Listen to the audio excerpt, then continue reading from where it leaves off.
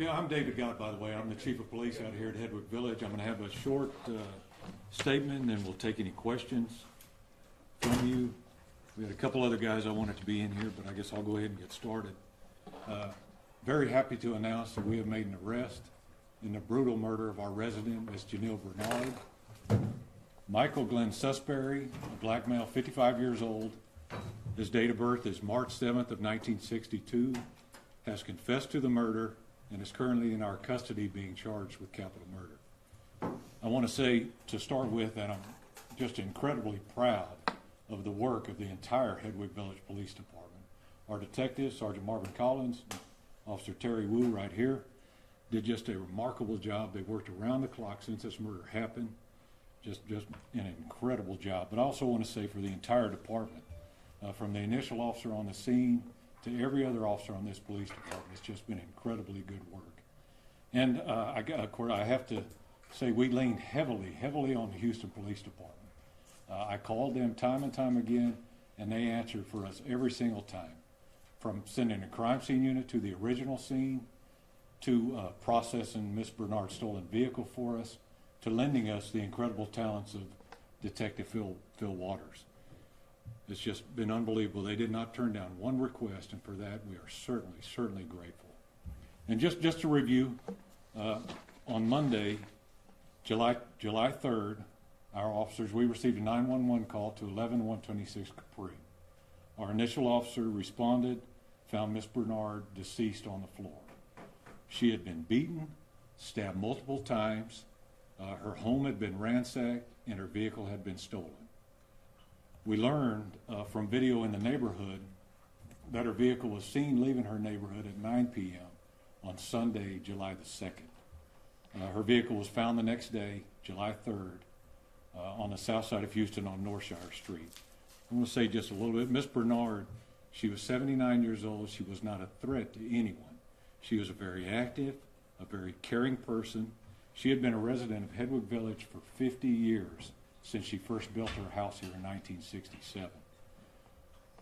Since the passing of her husband, she had lived alone, but she was very capable and very active. She had been a school teacher in the Spring Branch School District early in her life. Once she had children, she quit, became a homemaker. Then she had circumstances that forced her back to work, and she became a certified public accountant late in life. So she was just an incredible person, definitely an outstanding member of our community. She had 2 sons who adored her, and she had 2 grandchildren. Sadly, it was that caring and giving nature that ultimately led to her death. Miss Bernard had a maid for a long time. I think some of y'all have interviewed her, Motel Susbury. Motel Susbury was very close with Miss Bernard. They were friends. They went on trips together. Miss Susbury ended up having to retire about 5 or 6 years ago. And since that time, Miss Bernard has supported her. She's given her a monthly stipend, basically a retirement check since that time. And Miss Bernard's sons are the ones who would go to, Miss Susbury's sons are the ones who would go to Miss Bernard's house and pick up that check, pick up the money from Miss Bernard.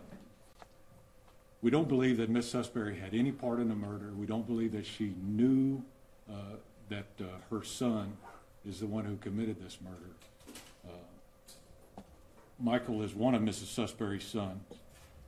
He's been to her home many times. He knew that she was no threat. He knew that she was an easy target, and he chose that day. He has confessed that he actually chose that day to go to her house and to rob her. Once he got to her house Sunday, sometime around 7:30, she allowed him into the house. He knocked on the door. She knew him. She recognized him. She allowed him in. She gave him something to drink. She had him sit on the couch to rest. She told him, she even offered to drive him back to his home after their meeting. He feigned having to go to the bathroom. He came out of the bathroom, acted like he slipped and fell on the floor. And when she went down to help him up from the floor, that's when he grabbed her, he headbutted her, he hit her, he knocked her to the ground, and then he pulled out a knife and stabbed her several times. Once she was dead, then he rummaged through her belongings looking for anything of value. He stole some small things, got into her vehicle, left, and went and dumped that vehicle on the south side of town. I'll tell you just a little bit about Michael Susbury. He's been in and out of the penitentiary his entire life. It doesn't appear as though he has ever done anything worthwhile since he has been alive on this earth. He's been arrested several times for aggravated robbery. He's been arrested for kidnapping, and just 2 years ago he was arrested for threatening a family member with a knife. He actually received a life sentence back in the 80s for the aggravated robberies. He served probably at least 20 years in the penitentiary, but he certainly didn't serve that life sentence. Had he served that life sentence, obviously this would have never happened. And I know it's not my decision, but it is certainly my recommendation that the state of Texas seek the death penalty in this case. I cannot imagine a more callous, senseless murder than the heinous murder of a defenseless 79-year-old woman. And with that, we'll take any questions. If you have. Yes, ma'am. What was he doing there that day? Was he going to go pick up a check? What was he doing in the house? He said that his intent was to go there and rob her that day. He said that. He said that. At what point did you identify him as a suspect, and at what point did he confess? Our detectives identified him as a potential suspect within probably 24, 30 hours after the murder. There were some things that led them to believe there was some suspicious behavior.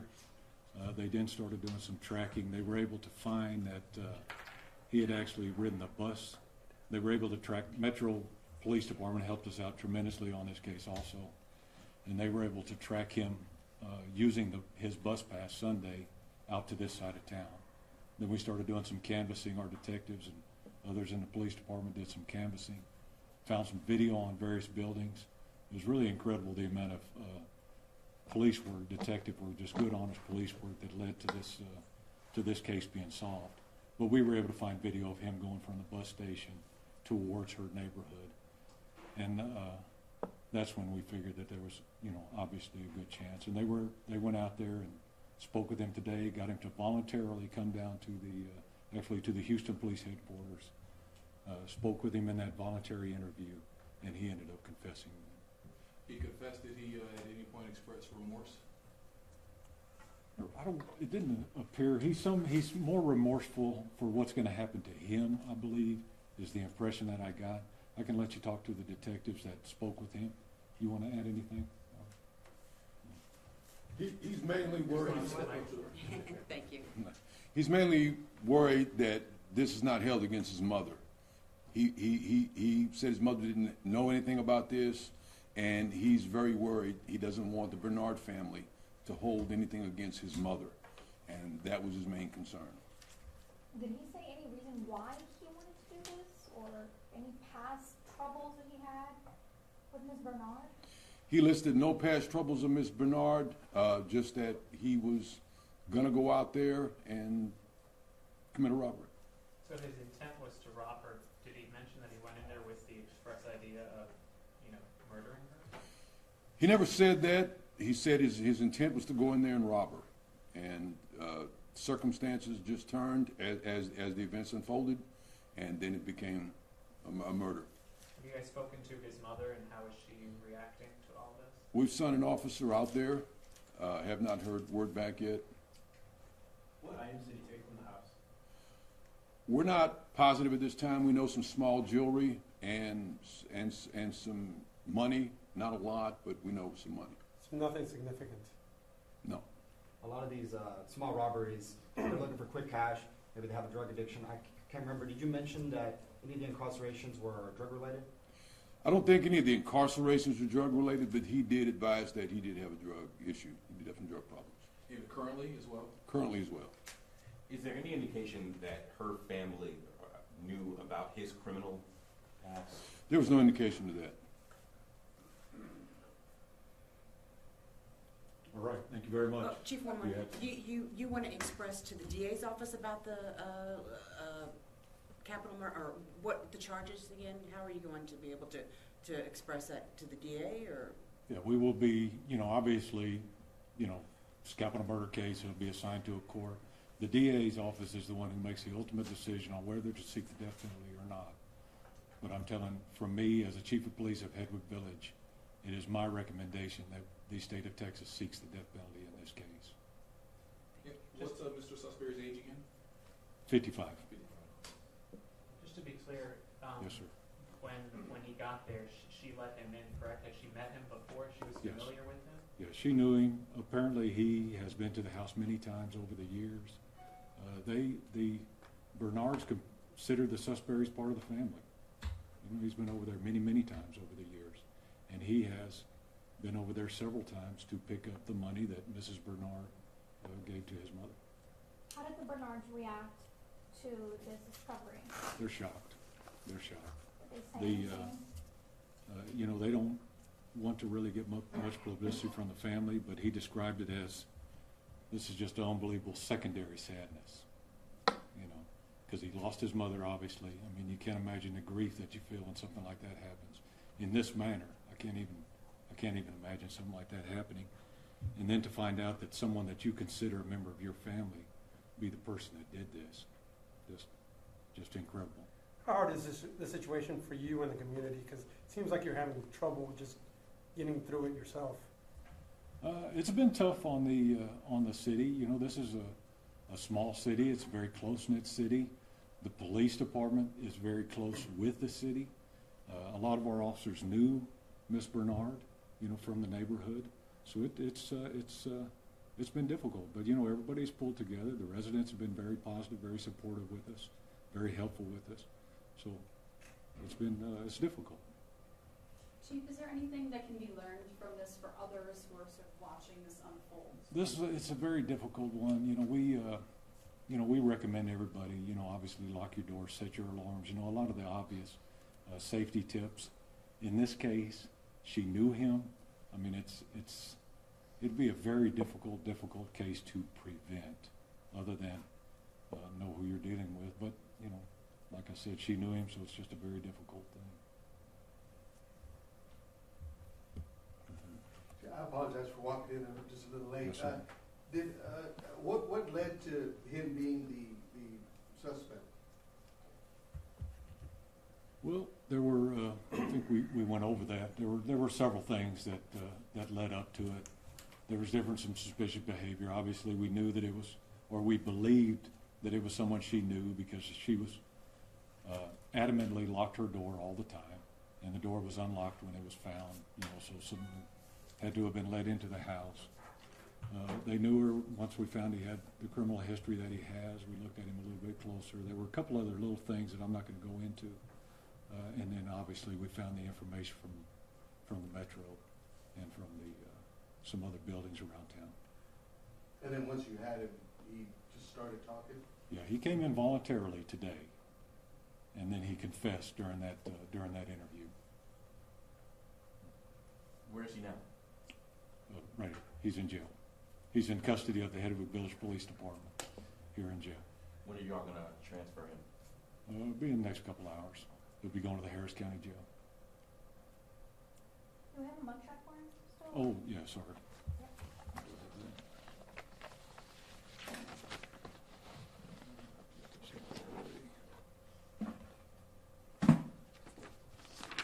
This is him. I don't know if you have some that you can hold up or.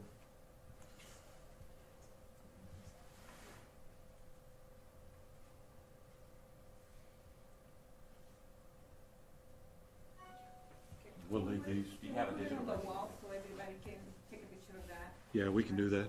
Thank you. Do you all have a digital version of that? We do. We can email it out. Any surveillance video you can share with the media? We have some surveillance video. We're not going to share that at this time. It's still part of the investigation. We still have some other leads that we're following up on, so we won't be releasing that yet. Is there, The other brother, is the other brother involved at all, or No. did he act alone? No. is, how difficult or what do you believe the process will be going forward based on the information and the evidence? How do you think this will play out? Well, like I said, my personal belief, obviously he's going to be charged with capital murder. He'll have a choice of life in prison without parole or the death penalty, so it'll obviously be either one of those. It's a very solid case already, and we have some more evidence that we believe that we'll gather. Can you give us the spelling of his last name for me? Susberry. RRY, And then yes. first name, Michael, Michael. Did you mention what part of town he lived in? Did he live in this area? he lives on the south side of Houston. Can remember what his address is? Well, we can get that. Sunnyside. He lives in Sunnyside. Sunnyside. Do you know how long his mom had worked for her? The word is that she worked between Miss Bernard and maybe even Miss Bernard's mother for 57 years. Oh, wow. It's incredible.